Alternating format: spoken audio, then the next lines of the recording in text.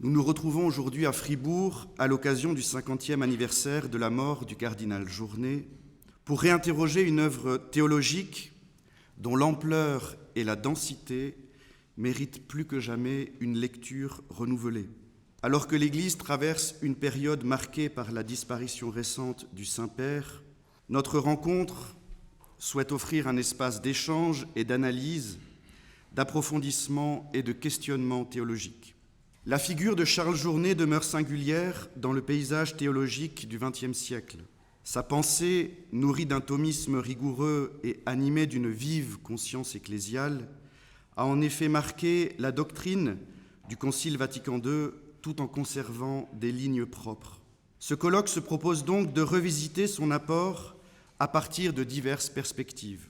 Le recul d'un demi-siècle permet en effet d'opérer un travail de discernement, identifier les lignes fortes de sa pensée, mais aussi ses limites contextuelles, voire ses impensés, tout en relevant certaines intuitions encore largement inexploitées ou sous-exploitées.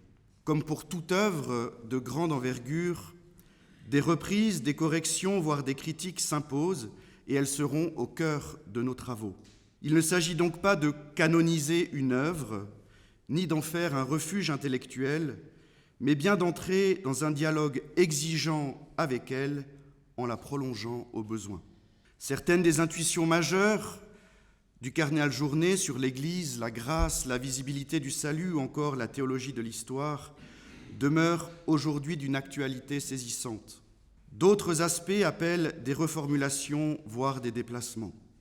Ce qu'on ne pourra s'empêcher de relever, c'est la recherche constante chez Charles Journet d'une intelligence de la foi qui ne se dissocie jamais d'une quête de la beauté.